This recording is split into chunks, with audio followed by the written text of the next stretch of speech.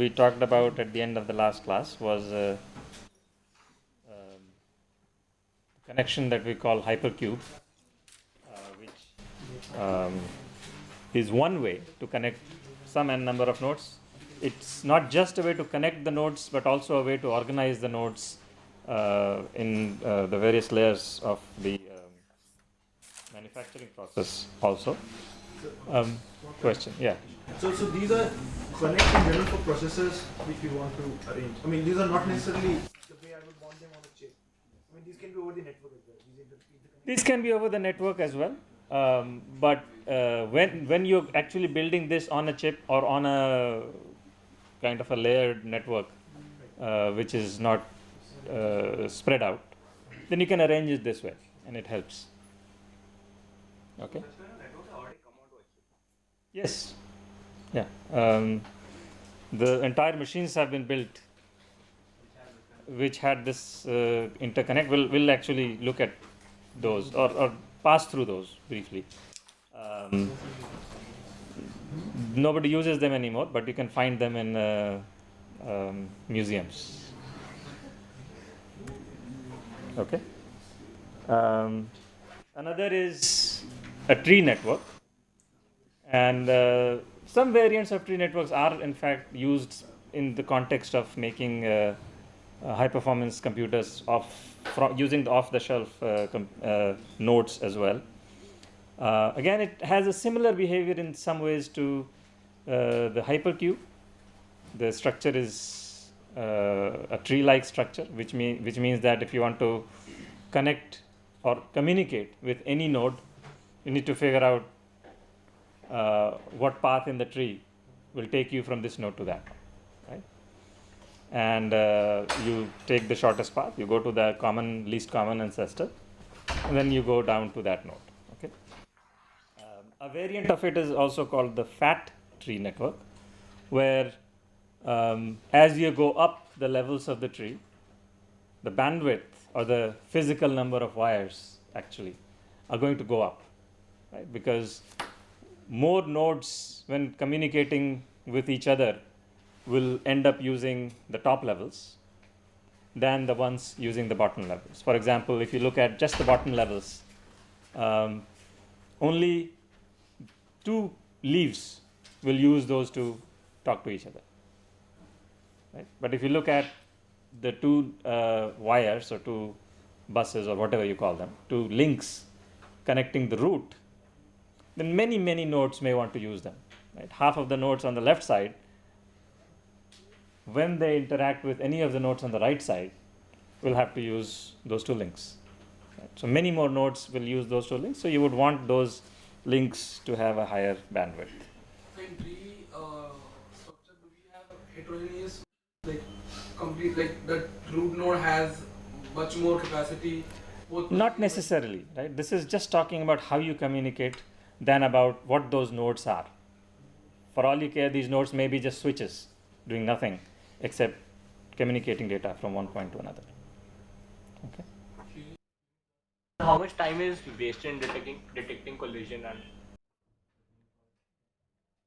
a lot, and there is a lot of hardware area also spent in trying to resolve collisions or give hints about whether to send now or not, like whether this link is likely to be busy over the next so many clock cycles. Why do we have collisions in this code over here? I mean, collisions would be there in a bus kind of thing. Collisions would be there in many networks, right? Including cube, for example. It's not just bus, because you don't have a unique path from every node to every other node. Right? Here, if there are lots of nodes trying to reach the root, then they're either going to share that link at the same time, or somehow time multiplex, in which case they have to decide when to go. You just need to have the arbitrator intelligence. Right. So you can have a situation where there are no collisions. Well, it depends on what you call collision, right? If 2 people are asking the arbitrator to send this piece of data, an arbitrator is deciding, then that's a collision. Right? Collision is probably the wrong word or a slightly overloaded word, so I'd probably call it contention. So there's contention for that link. Another network, which we will come back to, interestingly, when we talk about sorting, is called the butterfly network. Okay. There is a variant of it also called omega network that you will see at some places. Slightly different connections, but it's essentially in principle exactly the same thing. And so you've got a set of nodes, and they're connected to each other or to other switches in a layered fashion. So if you look at the leftmost column of nodes here, these are nodes that want to communicate with each other. And let's just say that the non-blue nodes are just communicators, switches. And the blue nodes are the nodes that want to talk to each other, and the left column is the same as the right column. Right? So I've got 8 nodes here which want to talk to each other. Any node may want to talk to any other node. And this butterfly-like connection, where at the first level, you've got every node connected to a node whose bit representation, binary representation, has the most significant bit different. Okay, so the top 4 guys are going to the bottom 4, and the bottom 4 guys are going to the top 4. And at the next level, it's the next bit that is different. So the top 2 exchange, sometimes it's also called shuffle, and the bottom 2 exchange, the top 4 exchange and the bottom 4 exchange. And then at the next level, you look at the least significant bit, and then every pair exchanges, right? And so at any of these exchanges, you've got basically 2 controls. Either it's going to let an incoming data go along the same line, right? Horizontal line, horizontal link, or it's going to switch it to the other link.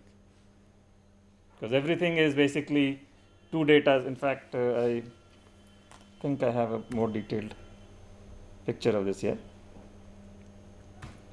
So if you look at the link control, it's basically taking 2 wires, it's connecting those 2 wires to those 2 wires, and it's usually a single control bit that says either pass both of them through or swap them.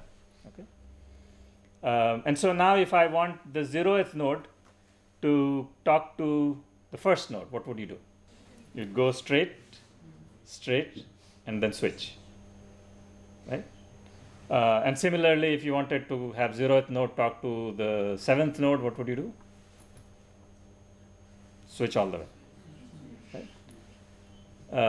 And very conveniently, just looking at the bit patterns of the 2 nodes, you can determine what the control should be. Okay, I'll let you work the details out. It's relatively straightforward, and typically in an n node network, this will have log n stages. All right.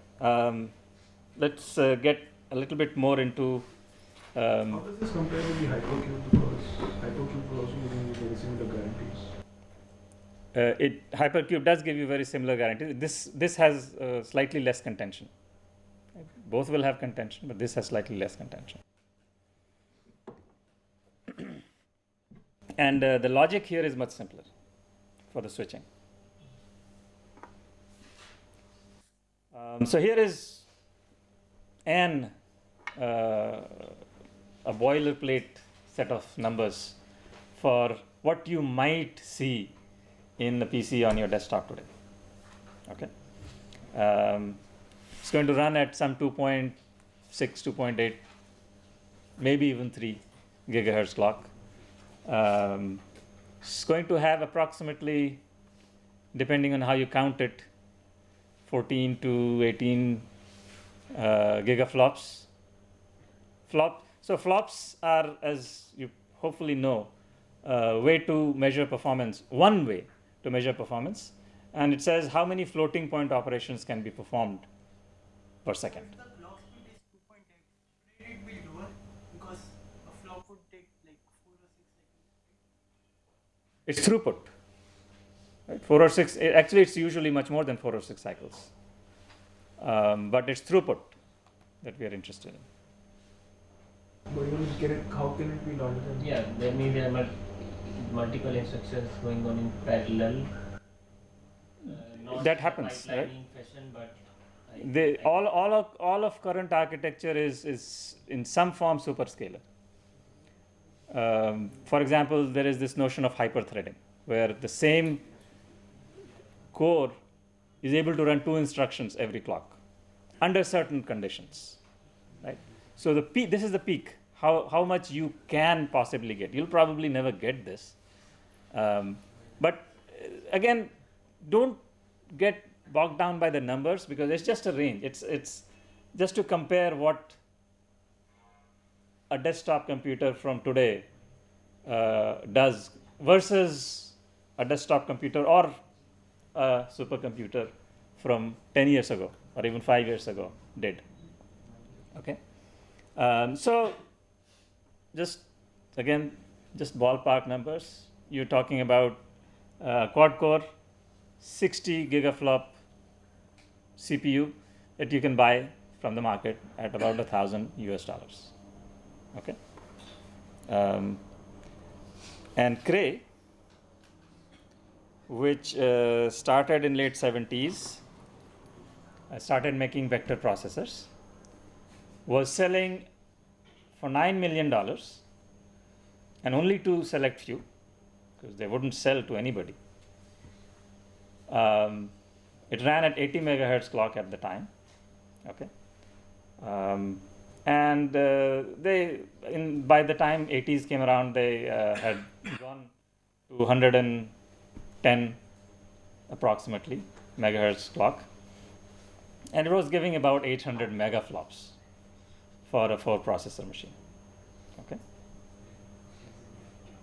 these were vector processors. They could do much more from their day processor's point of view, not from today's processor's point of view. And so it went up to about $15 million. So for $15 million, you could buy something that could run at 800 megaflops. Okay, and connection machine, which had there was a company that was formed around connection machine, came out of MIT, and they had a sequence of machines. Not all of them were actually sold. So here you see CM2 and CM5, which were, so they had numbers CM1, 2, 3, 4, 5. 2 and 5 were the ones that were sold. And so the time frame now we're talking about is 1989 for CM2, and approximately early 90s for CM5. Okay, CM2 was one of the early proponents of the SIMD technology, meaning that it was trying to become less expensive by getting rid of all these different controls, taking the entire machine and having it run the same instruction at a given clock. So it had 64,000 SIMD processors. Okay, it went into Crays were very low granular, large, powerful processors, small number of them, and CM2 was large number of very small processors, 1-bit processors, which if you have to add, then all of them are adding 1 bit at a time. Because it was SIMD, it also could take only a small clock, a slower clock at the time. But because they also had large number of processors, they were able to go beyond what Cray's numbers were. So they're talking about 6 gigaflops at that time. Okay, so they broke the gigaflop barrier. And the cost was $15 million. So if you just talk in terms of how many flops for how many dollars, it comes to approximately 400 megaflops for every $1 million. Okay. And CM5, which used fat tree, and CM2 used the hypercube network, okay, the one that has cube-like structure with log n steps, up to log n steps. CM5 used the tree structure and was made of, at the time, commodity processors, the Sun's Spark processors. And it went to not large number of small processors, but again small number of largish processors. In parallel, around the same time, was starting this other machine called N-Cube, which, as the name suggests, was connected how? As a hypercube, precisely. And N-Cube 2, which was again 90, circa 90, was available at the time for just a small number of millions, right? $1 million to $2 million. And again, this came just at the CM5 time. So at that time, you were talking about gigaflops. CM2 already had broken the gigaflop barrier. And N-Cube 3, which came in mid-90s time frame, they turned the clock down a little bit, and they were able to get to $40,000 per gigaflop. So costs are coming down per flop. Okay, and they were also the first to break the teraflop barrier using 10,000 processors. Okay. Somewhat more on the probably at the time commodity-sized machine, because lots of people bought these. Well, lots of people doesn't mean you and me for our homes, but large research labs for their labs. Okay, and some universities also had them. And this machine was called MassPar. This was using SIMD processors connected using the mesh. So it's 2D grid with a toroidal connection at the end. And it also had connections diagonal. So you couldn't only talk to your left, right, or top, bottom levels, but also northeast and southeast. And in fact, it had instructions that said, send this southeast. So everybody was sending their data southeast. They did have a large number of processors, 16,000 overall. And these were not 1-bit processors. Okay. Actually, they had the whole 32-bit logic unit. But in terms of the cost and gigaflops, it was at 1 gigaflop for $1 million, approximately. And then Cray, which is probably, so we started with Cray and we're kind of ending with Cray, because it's the only of those companies that still is doing business. Okay, N-Cube is gone, Connection Machine is gone, MassPar is gone. But Cray kept evolving, kept changing what they were doing. They threw away their entire architecture and went with these days more commoditized design. So by the end of the century, post 1995, they had started selling up to, this was their highest end machine at the time, which cost $40 million for a 32 processor machine with a large amount of memory at the time, 8 gigabyte of shared memory, okay, across the 32 processors. Again, it's at the gigaflop range, not the teraflop range. But 57.6 was the official peak gigaflop number. So it's a reasonably high number. And again, Cray, until this time, until about 1990 or 95, was still selling to just governments. It was not selling to, it wouldn't sell to China, for example. It did sell to India, but it would post to engineers so that you don't use it for non-authorized usage. Okay. Now we jump a little bit. 2008. So was this assigned? Cray was not assigned. No. MIMD. Okay. They were vector processors, meaning that a processor would run many things, not necessarily a vector of length 4. Length 4 kind of has become standard later. These are vectors with much longer length. So there's some SIMD flavor to it, right, because it was doing something on that vector. But it was not officially SIMD. Collection of SIMDs. Vector is not necessarily collection of SIMDs. Vector is that you have a vector of data on which you are doing something. You're running one instruction on that vector of data, and that instruction may just be adding all that data together. So that's not SIMD. This was Roadrunner was the top. So there is this top 500 high performance machines, which is based on some scientific computation benchmarks that is published at the end of every year in November at Supercomputing. And 2008 runner was Roadrunner, or 2008 winner was Roadrunner, which was now going into petaflops. Okay, so we're not just breaking the teraflop barrier anymore, but petaflop barrier. First machine to do so. And thousands, 122,000 cores. So there's lots of cores, and these are, again, now we are talking, and this, as you'll see, that 2008, 2009, 2010, all the top machines are going to be using commodity hardware. You buy things from Intel or AMD or Nvidia, and you just put them together. 133 millions. So not cost, you'll see, hasn't necessarily come down at the high end. These are the highest end machines. But what you can get for that cost has been rising at the rate at which things are getting faster. So it uses this InfiniBand interconnect. We talked about multi-stage networks, so it has several stages of interconnects.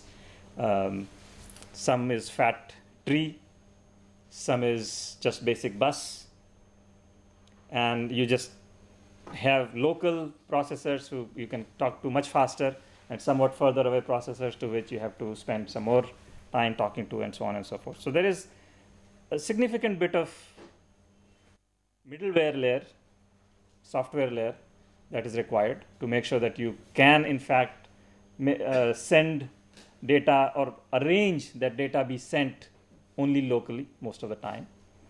That two processors that need to communicate, or two processes that need to communicate, are together in some area where they can talk to each other fast, and so on and so forth. So there's a lot of hidden cost in that 133 million, which is not all hardware cost. Okay, but from this point onwards, you basically see clusters of off-the-shelf nodes. Okay, you buy this CPU node from Intel, you buy some network. Typically, there would be some designing of interconnect, because one network for this entire tens of thousands of processors now, of nodes now, is not going to do the job.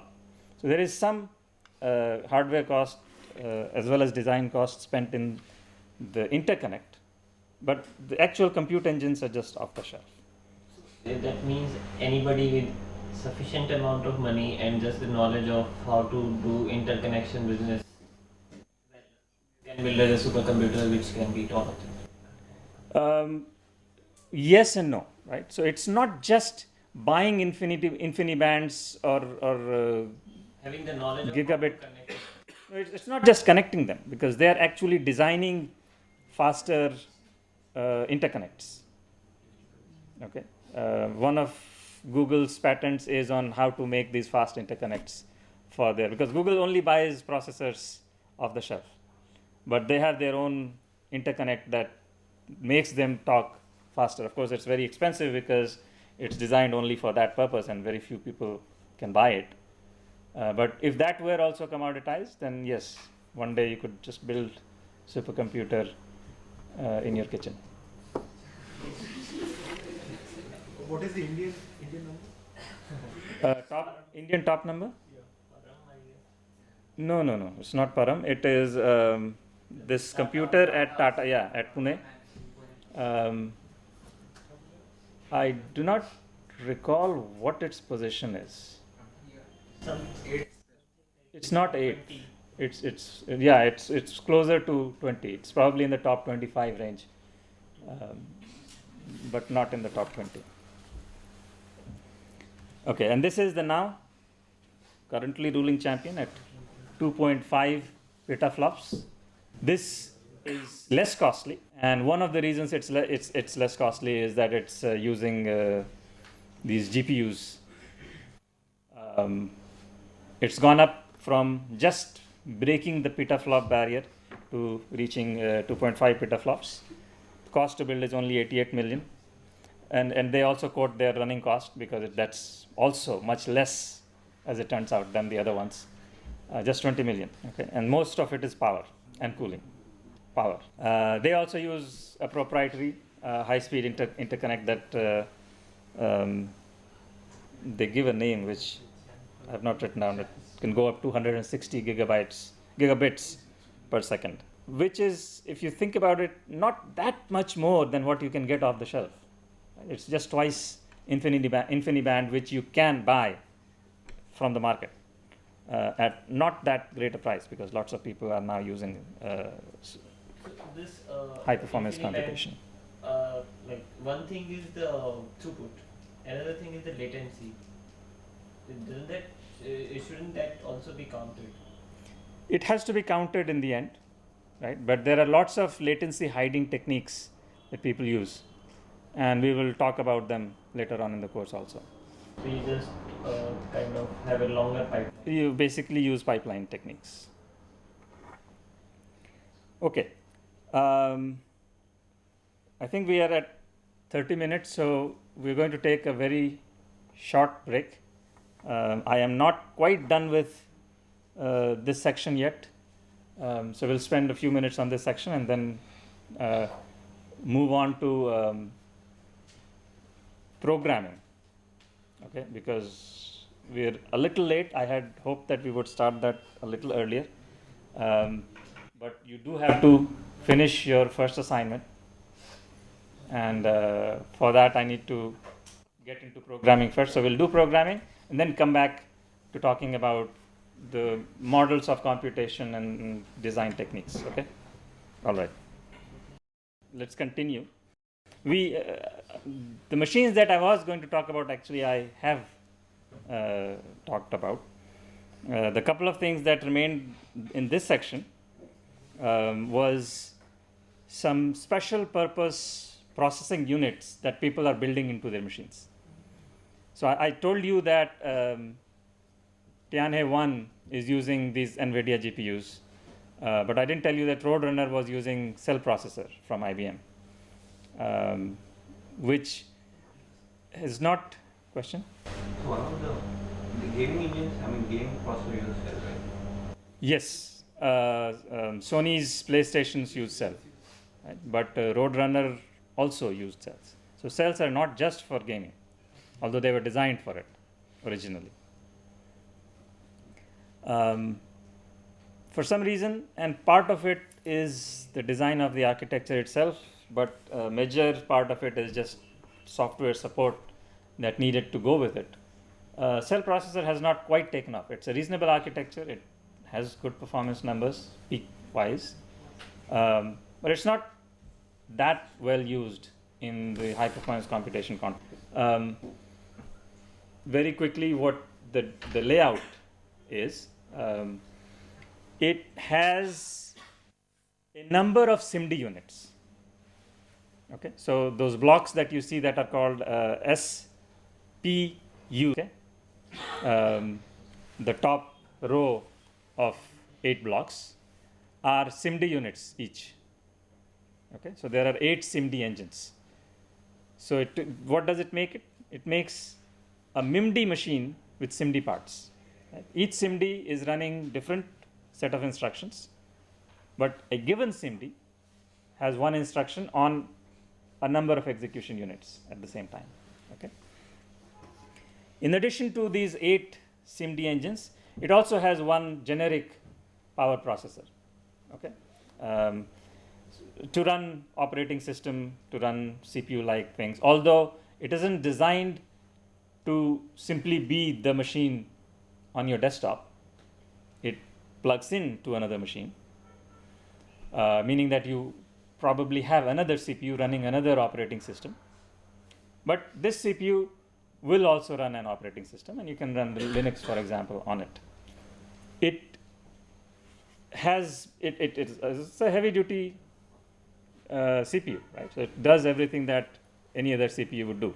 It has a full set of instructions that you would find in any CPU. What else it adds is an interconnect between these power PCs and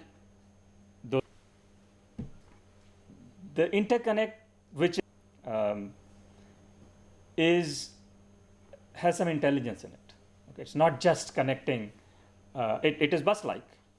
Right? So you basically say you send it to SPU number 3 and you put that data on the bus.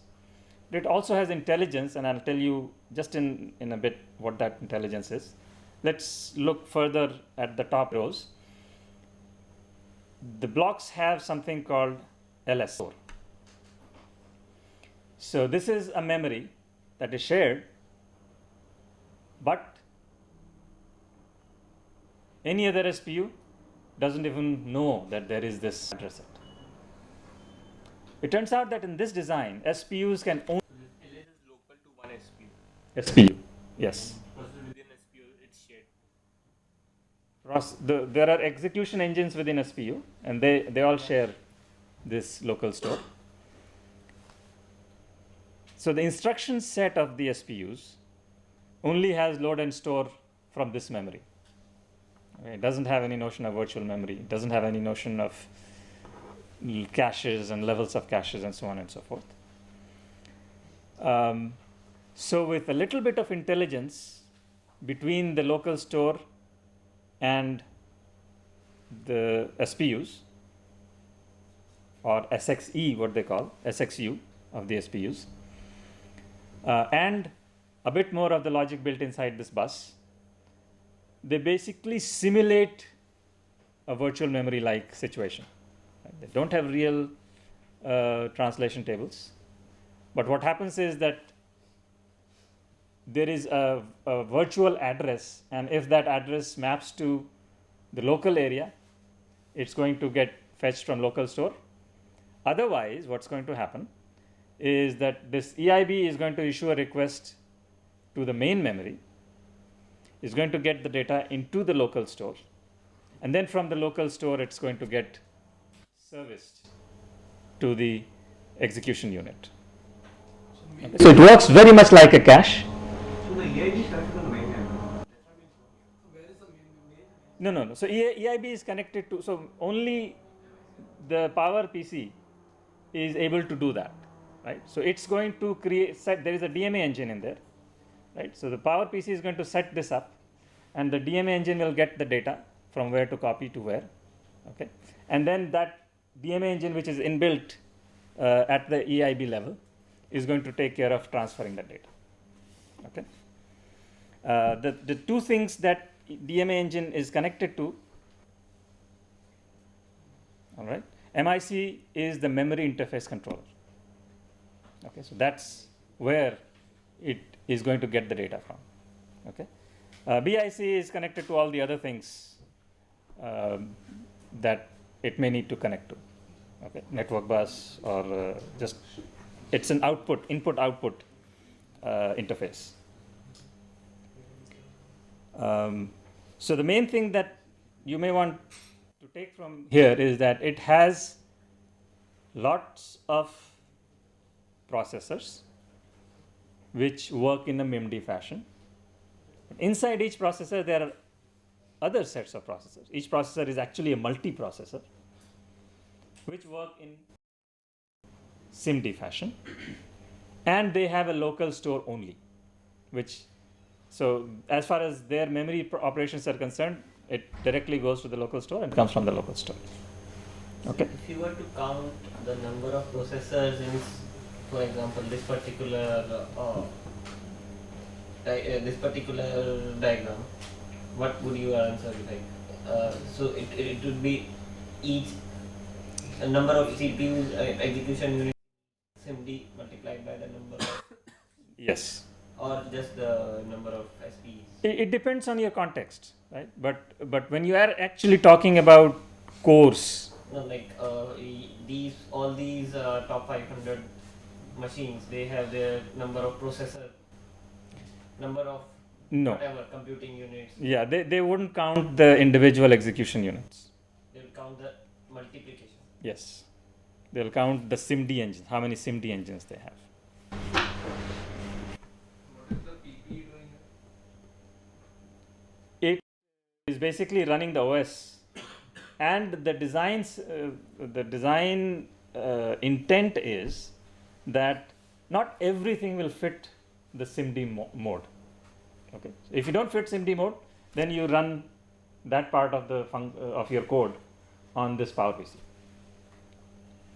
Okay, and the rest gets run over there. This as a L2 cache. Yes. This is something like the GPU.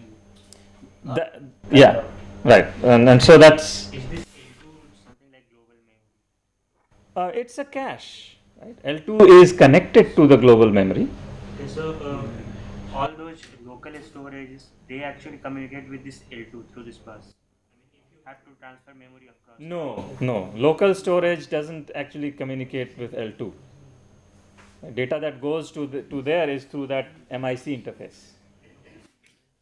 L2 is not caching for them. So you can get data from main memory to directly to LS from this MIC. Yes, right. With some intelligence, somebody is taking care of figuring out where to get it from and where to put it. As far as the SPU engines, execution units are concerned, they don't know anything about it. They just know that they have to read something from this address, and they have to write something to this address in the local store. Okay, and somebody else is going to block them from reading that address because that address doesn't have the data that it's supposed to have. So now in LS, there's some logic which will do the mapping and getting the Yes. data into LS. Then Yes. And this is a GPU. All right. This is the Tesla architecture, which came out in 2007 with from Nvidia, named G80. What you see here is a sequence of SMs. Okay. SPs of one SM working in a SIMD fashion. Okay, and different SMs are working in a MIMD fashion. The same. The overall control design. Okay. SP is an execution unit. So it's hard to call it a single processor because it doesn't have the entire control. There's a shared control, and there are so many execution units. But here there are many SIMDs in each. One SIMD in each SM. You said each SP is a SIMD. SPs are working together in a SIMD fashion. Okay, so SM will have one control for the entire set of SPs. In this design, two SMs together shared a local memory, right, which they called shared memory. But it also was able to directly fetch data from the main memory, which you see here as that DRAM, okay, with gigabytes, a couple of gigabytes. For all practical purposes, this L2 cache can be used, right? As a matter of fact, in the G80, there was an L2 cache, but as this picture shows, it was being bypassed. It's not actually being used. Why did they put it at all? It was being used in graphics. So this was not just for computation, but also for graphics. And L2 cache, it was designed for graphics, so L2 cache was designed in that context. But they weren't quite able to make it work properly in the SIMD context, in the GPU computation context. And so they just bypassed it. They were not using it. So is this just a slightly off question, but does the caching work in the same way as it with the principles that we have for caching, like locality and all these things? Do they hold in this same or similar way for this kind of architecture as well? So locality is a property of your program, of your code. Yes. Okay. So your code will probably still have that locality, but there is no cache here. Meaning that the CPU decides, or the SPs decide, whether to read from the scratchpad or to read from the DRAM. Okay, so there are separate instructions in the instruction set for reading from the scratchpad and reading from the DRAM. Essentially managing the cache on its own. So the cache has to be managed in software. Okay, and there is lots of research on whether scratchpad memory is better than cache, because scratchpad memory doesn't have all of the paraphernalia that you need for caching. Right? For caching, you need to have associative lookups so that you can figure out whether or not it's in cache. You have to keep all of those tables around so that you can know what is in cache, what is not, what is inactive, what is active. There is cache coherence information that needs to be maintained. All of that is not done at all for scratchpad. So for the same area and power profile, you can get a much bigger scratchpad, as a result of which you can cache more, right? Although it's not a cache, but you can store locally much more data. As a result of which, if you are a little smart about how to store data, it will be faster than an oblivious cache, which doesn't know what kind of access pattern you have, is using some least recently used policy, hard-coded. And so there is always tension between which is better. Usually this works with the another CPU. So the OS is running on the CPU. Well, of course, there is some OS running here also. Right? Otherwise, who is going to do resource allocation? Who is going to launch processes? Who is going to decide? So is the CPU giving instructions to this? So there is an OS running here, and CPU has its own OS. This is a very proprietary OS, so you really don't know what that does, right? But there are protocols established in what the CPU has to tell this OS for it to configure its local state. Okay, so CPU sends it, here is the program, CPU sends it, here is the data address for DMAing something from the CPU's main memory to the GPU's main memory, which is often called the global memory in the context of CUDA. GPU's memory is different. This is not the CPU's main memory. Okay, and there will be a PCI Express connection from the bridge. In fact, did I not have? I'll maybe show you the diagram later of the architecture inside a PC, where you also see what is connected to what. Oh, excellent. Which part did you mention the proprietary OS runs on? On the GPU. The complete GPU. Right. So, sir, the user application has to state that whether to take it from scratch or DRAM. User has to code that. Yes. It would make it very difficult to code. It has been removed in this next architecture. It does make it somewhat difficult to code, and that was one of the criticisms of it. And so the architecture that came out last year now, 2010, which was codenamed Fermi, has a very similar design. It still has SPs, okay, more of them now, although I haven't multiplied that in the diagram. And there are SMs holding these SPs. The changes that are included are that each SM gets its own local storage, scratchpad. So it's not shared by two SMs. And this scratchpad size, instead of 16 kilobytes, is 64 kilobytes. And it can be configured as a cache. So if you don't want to deal with managing your memory locality, then you just let it be run as a cache.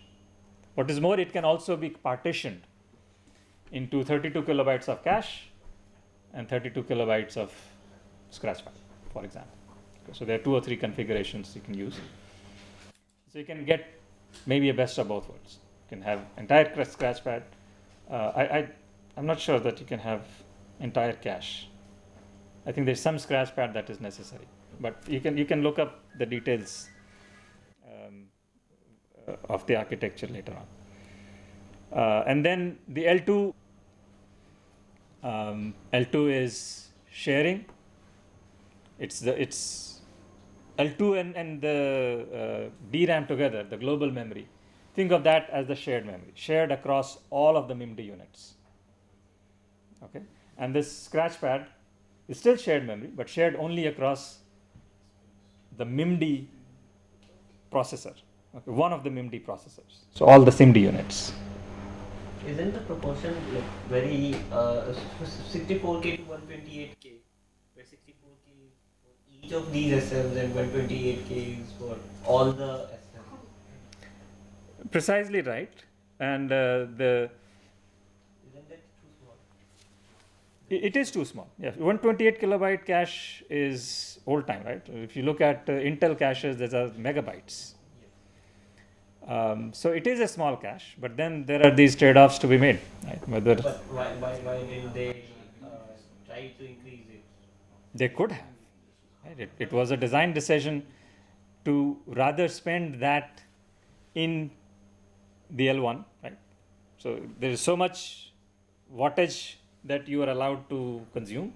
There's so much area you are allowed to consume, and you've got to trade off, right? Whether to put that in L1 or put that in L2, whether to give more SPs or give more memory. So those are the design decisions that were made by Nvidia. Okay. So this thing runs its own cache coherence algorithms, right? So how does the scratch come into over there? Right. So what happens is that you still address what has not changed is the instruction set architecture, where you are saying this address is going to scratchpad, this address is going to the main memory or the global memory. The global memory, if it is in the cache section, will not actually go to the global memory. Okay, the scratchpad always goes to the scratch. Why was it not possible to use L2 in the previous architecture? Because it was able to access the global memory. Then why not just put the L2 cache there in between the interface? It's a completely implementation problem, right? Meaning that there is no design issue involved in why they were not able to do it. One explanation may be that was 2010. Oh, no, the real explanation is that it was not designed originally to do computation. It was designed to do graphics. And they were simply not able to manage the right timings and the right generic cache coherence protocols that were needed to get it done. Okay. Fermi, on the other hand, right from day one, was being designed for computation, along with graphics. And so they made sure that all those, they knew what the shortcomings were and how to fix them. It's just that they either didn't have the time or the money or the motivation to do that at that time. Okay.